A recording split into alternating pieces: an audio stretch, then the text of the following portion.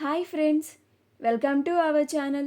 Brahmamudi serial next ఎపిసోడ్లో ఏం జరగబోతోందో ఈ వీడియోలో చూసి తెలుసుకుందాం. అపర్ణని నిలదీసిన రాజ్ అసలేం జరిగింది అని తెలుసుకోవడానికి ఈ వీడియోని స్కిప్ చేయకుండా ఎండ్ వరకు చూసేయండి.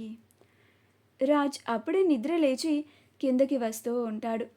అప్పుడు రుద్రాని రాజ్ని చూసి, ఇందాక నుంచి నీకోసమే వెయిట్ చేస్తున్నానురా, ఎప్పుడు లెగుస్తావా, ఎప్పుడు మీ అమ్మ ఆ కావ్యతో మాట్లాడడానికి గుడికి వెళ్ళింది అని సంగతి నీతో ఎప్పుడు చెప్పాలా అని కాచుకొని కూర్చున్నాను అని అనుకుంటూ ఉంటుంది. వెంటనే ఇప్పుడు వెళ్ళి రాజ్తో మా వదిన కావ్యతో గుడిలో మాట్లాడుతున్న సంగతి చెప్పేయాలి అని అనుకుంటూ ఉంటుంది. అపర్ణ కావ్యతో మాట్లాడుతూ ఉంటుంది. రాజ్ స్టెప్స్ దిగి వచ్చి సోఫాలో కూర్చొని న్యూస్ పేపర్ని తీసి చదువుతూ చుట్టుపక్కల చూస్తాడు. ఎక్కడ అపర్ణ కనిపించదు. అప్పుడు ఎదురుగానే ఇందిరాదేవి టీవీ చూస్తూ ఉంటుంది. అప్పుడు రాజ్, నానమ్మ మమ్మీ ఏది, పొద్దున్నుంచి అసలు కనిపించలే లేదు, ఎక్కడికి వెళ్ళింది అని అంటాడు. అప్పుడు ఇందిరాదేవి, ఏమోరా నాకు తెలీదు అని అంటుంది. అప్పుడు ఈలోగా సుభాష్ అటువైపుగా నడుచుకుంటూ వెళ్తూ ఉంటాడు. అప్పుడు రాజ్, డాడీ నువ్వు మమ్మీనేమన్నా చూసావా అని అడుగుతాడు. అప్పుడు సుభాష్ లేదురా అని అంటాడు. అప్పుడు రాజ్, ఇదేంటి మమ్మీ ఎక్కడికి వెళ్ళిందో ఎవరికీ తెలియదు అంటున్నారు, అసలు మమ్మీ ఎక్కడికి వెళ్ళింది, ఒకసారి కాల్ చేసి చూద్దాం అని కాల్ చేస్తాడు. అప్పుడు అపర్ణ, ఏంటి ఈ టైంలో రాజ్ చేస్తున్నాడు అని కాల్ని లిఫ్ట్ చేయదు. ఈలోగా రుద్రాని పరుగు పరుగున పైనుంచి దిక్కుంటొచ్చి, రాజ్ మీ అమ్మ గుడికి వెళ్ళింది అని అంటుంది. అప్పుడు రాజ్, ఓ గుడికి వెళ్ళిందా అని అంటాడు. అప్పుడు రుద్రాని, గుడికి వెళ్ళింది అంటే పూజ చేయించుకోవడానికి మాత్రమే కాదు, ఆ కావ్యతో మాట్లాడడానికి వెళ్ళింది అని అంటుంది. అప్పుడు రాజ్కి చాలా కోపం వస్తూ ఉంటుంది. అలా అపర్ణ ఎప్పుడు వస్తుందా, ఎప్పుడు అపర్ణని నిలదీయాలా అని ఎదురు చూస్తూ ఉంటాడు. అప్పుడు కావ్య, నేను ఇలా మాట్లాడుతున్నందుకు దయచేసి నన్ను క్షమించండి అత్తయ్య గారు అని అంటుంది. అప్పుడు అపర్ణ, అసలు కావ్య ఏమంటోంది అని అయోమయంగా కావ్య వైపే చూస్తూ ఉంటుంది. అప్పుడు కావ్య, నేను అక్కడ నుంచి నా మనసు విరిగిపోయి బయటికి వచ్చేసాను అత్తయ్య గారు. ఇప్పుడు నా ఆత్మాభిమానాన్ని చంపుకొని మళ్ళీ తిరిగి ఆ ఇంట్లోకి అడుగు పెట్టలేను. పైగా ఆయన నన్ను అస్సలు అర్థం చేసుకోవడం లేదు, ఇంకా అపార్థం చేసుకుంటూనే ఉన్నారు. ఇప్పుడు మీరు చెప్పారని నేను ఆ ఇంట్లోకి అడుగు పెట్టినా కానీ దానికి కూడా నన్ను ఆయన అపార్థం చేసుకొని నన్ను అవమానిస్తారు, నన్ను అర్థం చేసుకోరు అని అంటుంది. అప్పుడు అపర్ణ, కావ్య నేను చెప్తుంది ఒకసారి విను, వాడు అపార్థం చేసుకుంటున్నాడని నువ్వు కూడా ఇలా దూరంగా ఉంటే ఇంకా ఎప్పటికీ మీ కాపురం ఇలానే ఉండిపోతుంది.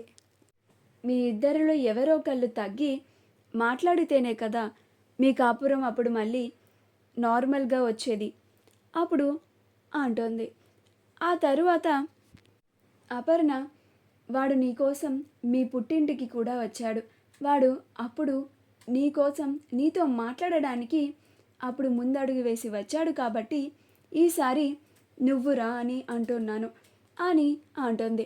అప్పుడు కావ్య, దయచేసి నన్ను క్షమించండి అత్తయ్య గారు, అప్పుడు కూడా ఆయన అంతటా ఆయన నా మీద ప్రేమ కలిగి రాలేదు, ఇంట్లో మీరందరూ బలవంతం చేశారని అక్కడికి వచ్చారు, అక్కడికి వచ్చి ఏమన్నా ప్రేమగా మాట్లాడారు అంటే అది లేదు. సరే ప్రేమ లేకపోతే నేను ఆ రోజు తప్పుగా మాట్లాడాను అని నన్ను క్షమించు అన్నట్లుగా కూడా మాట్లాడలేదు, చాలా పొగరుగా మాట్లాడారు, ఆయన మగ అహంకారాన్ని నా పైన చూయించారు, ఆయనకి డబ్బు స్థాయి అంతస్తులు ఉన్నాయి అని అవన్నీ నా ముందు చూయించుకొని విర్రవీగుతూ మాట్లాడారు, అందుకే నేను ఆ రోజు కూడా మన ఇంటికి రావడానికి ఒప్పుకోలేదు అత్తయ్య గారు అని అంటుంది. అప్పుడు అపర్ణ, అంటే ఏం మాట్లాడాడు అని అంటుంది. అప్పుడు కావ్య, ఇప్పుడు అవన్నీ ఎందుకులేండి అత్తయ్య గారు, నేను వాటిని మళ్ళీ గుర్తు చేసుకోవాలి అని అనుకోవడం లేదు. అవి గుర్తు రాకపోతేనే నా మనసుకి నాకు చాలా మంచిది అని అంటోంది. అప్పుడు అపర్ణ, వాడు తర్వాత కూడా నిన్ను చాలా మాటలు అని నీ మనసుని బాధ పెట్టాడు అని ఇప్పుడు నీ మాటల్లోనే అర్థమవుతుంది. కావ్య, నీకు చెప్పాల్సిందంతా చెప్పాను, ఇక నీ ఇష్టం అని అక్కడ నుంచి అపర్ణ ఇంటికి వచ్చేస్తుంది. రాజ్ అపర్ణ ఇంటికి రాగానే ఆగు మమ్మీ అని అంటాడు. అప్పుడు అపర్ణ ఏమైంది నాన్న అని అంటుంది. అప్పుడు రాజ్ ఎక్కడికి వెళ్ళొస్తున్నావు మమ్మీ అని అంటాడు. అప్పుడు అపర్ణ ఎక్కడి నుంచి వెళ్ళొస్తాను, గుడికి వెళ్ళొస్తున్నాను అని అంటుంది. అప్పుడు రాజ్ గుడికి వెళ్ళావని నాకు తెలుసు, ఎందుకు వెళ్ళావు అని అంటాడు. అప్పుడు అపర్ణ, గుడికి ఎందుకు వెళ్తారా, దేవుడికి నీ పేరు మీద పూజ చేయిద్దామని వెళ్ళాను అని అంటుంది. అప్పుడు రాజ్, ఇప్పుడు నా పేరు మీద అంత హడావిడిగా పూజ చేయించాల్సిన అవసరం ఏమొచ్చింది మమ్మీ అని అంటాడు.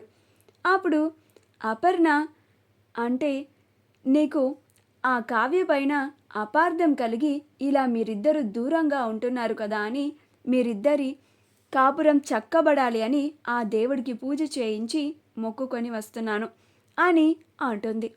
అప్పుడు రాజ్, నువ్వలా పూజ కోసం మాత్రమే గుడికి వెళ్ళుంటే బాగుండేది మమ్మీ, నువ్వు ఆ కావ్యతో మాట్లాడి వస్తున్నావు కదా అని అంటాడు. అప్పుడు అపర్ణ ఆ మాట వినగానే ఆశ్చర్యపోయి ఇందిరాదేవి వైపు చూస్తూ ఉంటుంది.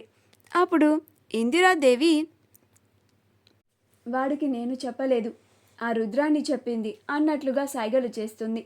అప్పుడు అపర్ణ కోపంగా రుద్రాణి వైపు చూస్తుంది.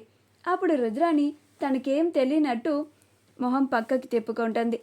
అప్పుడు అపర్ణ, ఇప్పుడు అవునురా, కావ్యతో మాట్లాడడానికే వెళ్ళాను, ఇటు నువ్వెలాగో కోపం తగ్గించుకోవడం లేదు, నువ్వు ఆ కావ్యని అపార్థం చేసుకుంటున్నావు, నీ నుంచి నా మాట అస్సలు నువ్వు వినడమే లేదు, అందుకని కావ్యతో మాట్లాడి తనని ఒప్పించి ఇంటికి తీసుకువద్దామని అనుకొని వెళ్ళాను అని అంటోంది. అప్పుడు రాజ్, సరే మాట్లాడావు కదా, ఇంటికి వస్తానందా అని అంటాడు. అప్పుడు అపర్ణ, నువ్వన్న మాటలకి తన ఆత్మాభిమానాన్ని చంపుకొని ఈ ఇంటికి రాలేను అని చెప్పింది అని అంటుంది. అప్పుడు రాజ్, మనం ఎన్నిసార్లు వెళ్ళి అడిగినా ఆవిడ ఈ ఇంటికి రాదు, ఆవిడకి మళ్ళీ తిరిగి ఈ ఇంటికి వచ్చే ఆలోచనే లేదు, కాబట్టి ఇకనైనా మీరందరూ అది అర్థం చేసుకుంటే చాలా మంచిది అని అంటాడు. మా వీడియో కనుక మీకు నచ్చినట్లయితే లైక్ చేయండి, షేర్ చేయండి, మా ఛానల్ని సబ్స్క్రైబ్ చేసుకోండి, పక్కనే ఉన్న బెల్ ఐకాన్ని క్లిక్ చేయడం